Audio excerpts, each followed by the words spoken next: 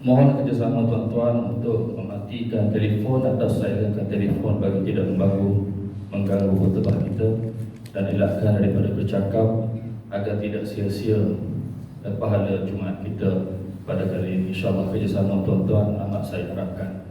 Assalamualaikum warahmatullahi ta'ala wabarakatuh.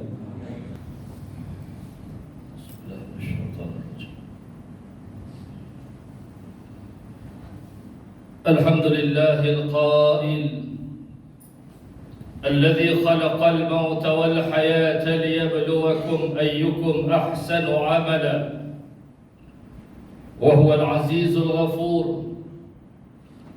أشهد أن لا إله إلا الله وحده لا شريك له، وأشهد أن محمدا عبده ورسوله.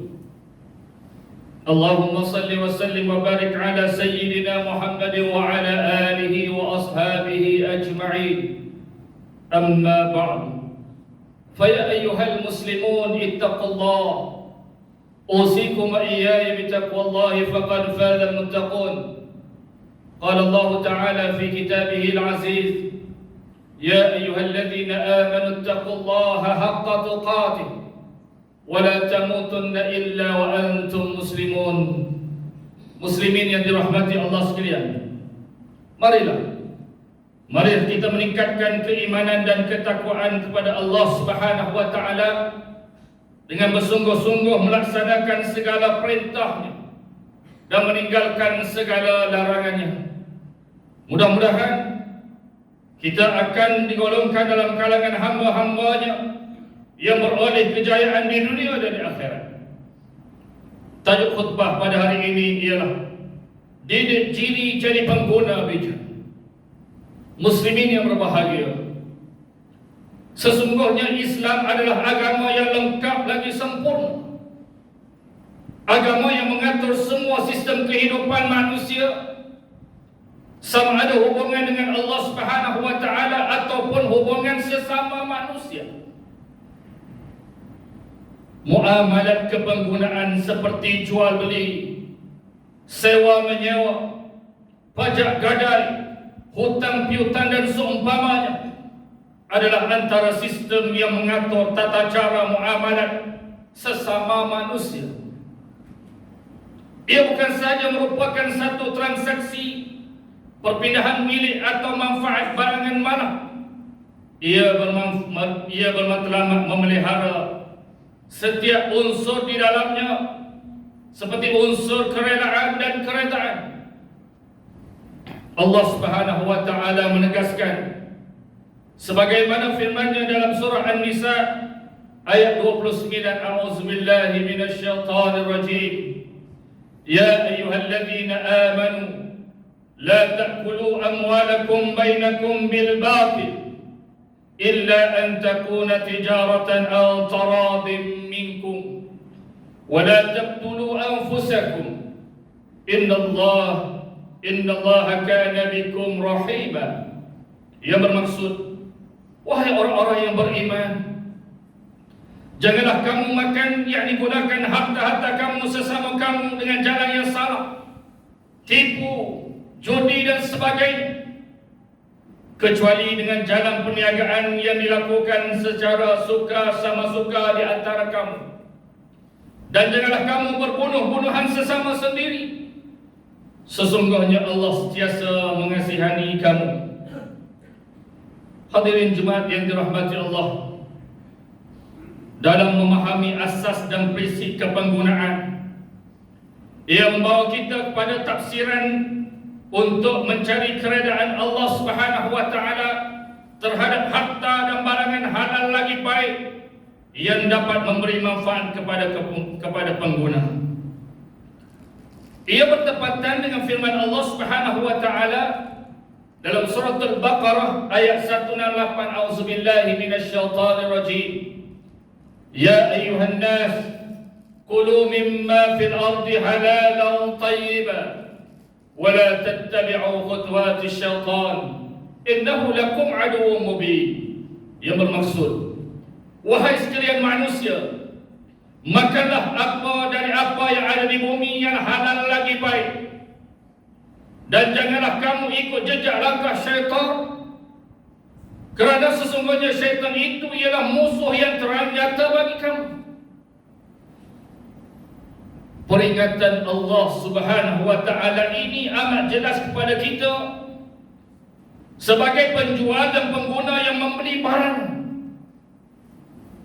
Sedar akan amaran Allah ini, maka tidak timbul soal penipuan bekalan, harga barangan, pencatutan cetak rompak, menjual barangan tiruan, menipu status logo halal, memperdayakan dalam sistem piramid jualan langsung, dan juga penipuan jual beli dalam talian dan sebagainya. Dalam usaha, dalam suasana ekonomi yang tidak menentu dan kos sara hidup yang semakin meningkat, kita perlu menjadi pengguna yang bijak, lebih prihatin dan berhati-hati pada setiap masa. Ada hak kita sebagai pengguna yang perlu kita tahu.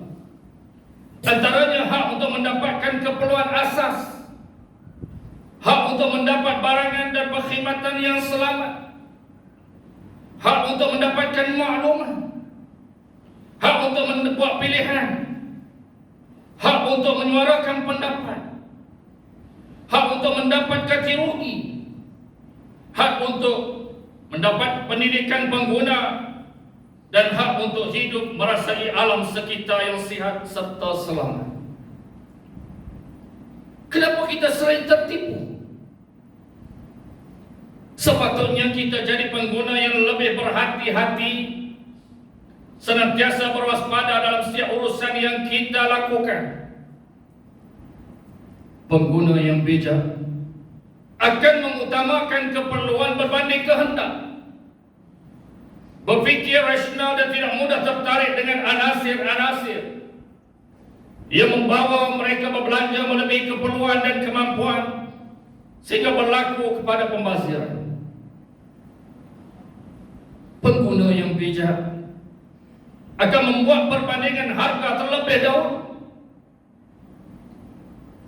Amalan ini dapat membantu menjimatkan kos perbelanjaan dan hasil penjimatan. Dan hasil penjimatan tersebut dapat memberi pulangan untuk dijadikan simpan. Pengguna yang bijak perlu mengelak daripada berhutang. Sekiranya tidak kemampuan, pengguna sewajarnya memilih untuk tidak membeli. Bukan menggunakan jalan pintas seperti menggunakan kad kredit dan sebagainya.